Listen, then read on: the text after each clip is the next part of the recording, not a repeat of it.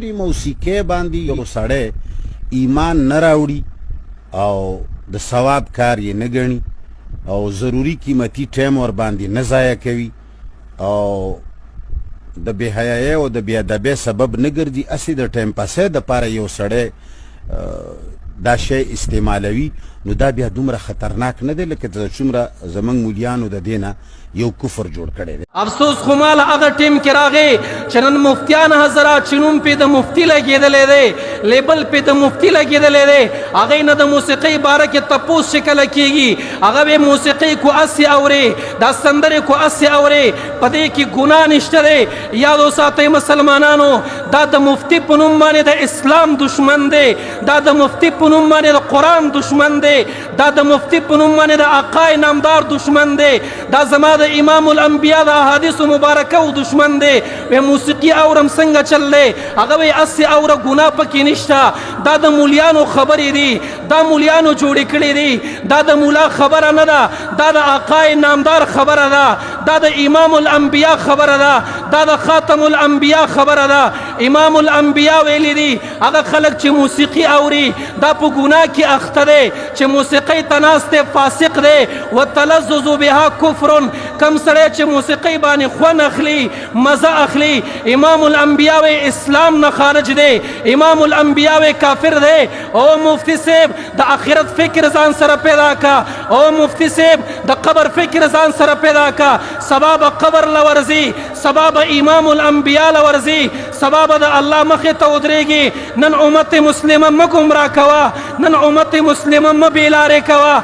امام الانبیاء ویلي دي زه الله را لېږلی دی دپاره ما د موسیقۍ آلات مات کما، د موسیقۍ اسباب مات کما.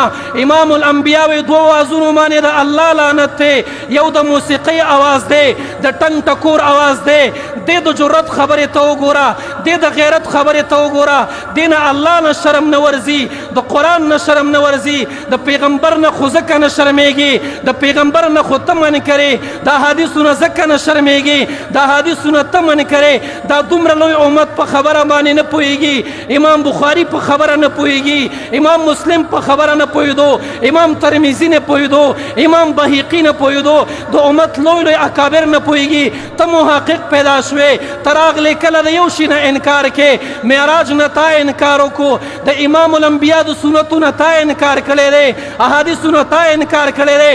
ځوانان دې داسې لارې ته برابر کړل، دا ځوانان دې بېدینه کړل. ګوره یاد وساته، دا ځوانان دې فاسقان کړل، یاد وساته. او زه یوه خبره کومه، زه وایم ستا خبره هغه سړی اوري چې هغه سیکولر سړی دی، هغه د اسلام دشمن دی، د قرآن دشمن دی، د پیغمبر دشمن دی، هغه ستا خبره اوري. څوک چې په آقای نامدار باندې مینام دی، په قرآن مین دی، هغه ستا خبره نه اوري، هغه تا ته غوږ نه ږدي. او بیا د میډیا والا ته وایم خدا را ځوانانو کو دلته استئ، کو مسافر یئ، زه درته سوال کوم، دا خبرې مه شیر کوئ. دا امت مسلمه د هغې ذهن خرابوي، د هغې فکر خرابوي، په الله یې بدګمانه کوي، په پیغمبر یې بدګمانه کوي، په اسلام یې بدګمانه کوي. خپل اسلام تراشئ، قرآن تراشئ، پیغمبر پاک علیه السلام تراشه. او تا ته وایم مفتی صاحب ما یو کشر وګڼه، زه دا ورته فکر در کوم شاید ته ډېر په غلطه لار باندې روان وې، د خپل تحقیق په نشه کې، د خپل علم په نشه کې د آقای نامدار دشمن شوې، د حدیثو مبارکه و دشمن شوې، د قرآن دشمنې.